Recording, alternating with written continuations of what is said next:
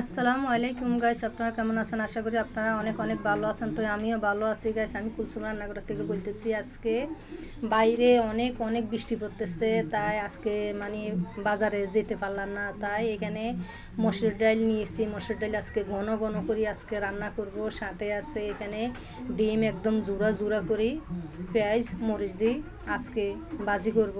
তো আজকে আপনারা এগুলো দেখতে থাকুন। আর যারা নতুন নতুন আমার ভিডিও দেখতেছেন, নতুন ভাই বোন, প্লিজ আপনারা ভিডিও দেখে কুলসুম রান্নাঘরকে সাবস্ক্রাইব করে আমার পাশে থাকুন। আর যারা অলরেডি সাবস্ক্রাইব করছেন, আপনাদেরকে অসংখ্য অসংখ্য ধন্যবাদ জানাইতেছি। আপনারা আমাকে সাপোর্ট করার জন্য, ভালোবাসা দেওয়ার জন্য, সবসময় এরকম মানে আমার পাশে থাকার জন্য আপনাদেরকে অনেক অনেক ধন্যবাদ জানাইতেছি।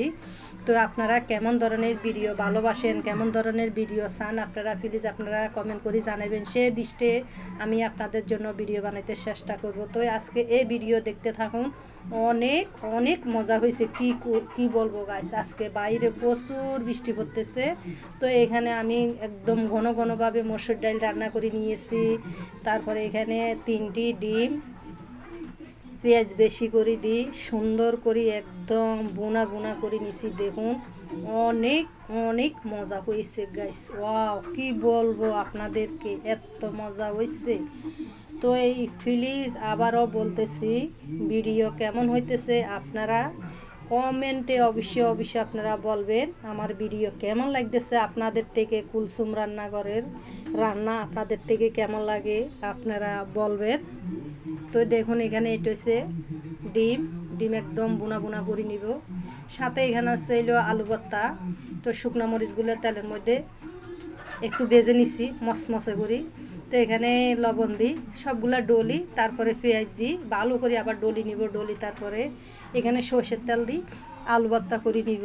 তো আজকে দুপুরের আমার এই আলু ভর্তা। তারপরে এখানে পাতলা ডাইল আছে, ডাইলগুলো মানে ঘন ঘন করে নিছি। তারপরে এখানে ডিম আছে। তো আজকের রেসিপি আমার এগুলাই। তো কেমন লাগতেছে প্লিজ আপনারা কমেন্টে বলে যাবেন। আর আপনাদের কেমন কেমন মানে ভিডিও ভালো লাগে সে দৃষ্টে ভিডিও বানাইতে আমি চেষ্টা করব ইনশাল্লাহ। তো এখন পরিবেশন করে আমি দেখাইতেছি, দেখুন আপনারা ডেকোরেশনটা কেমন হয়েছে। তো আপনারা ভালো থাকবেন, সুস্থ থাকবেন, নিরাপদে থাকবেন। আল্লাহ হাফেজ।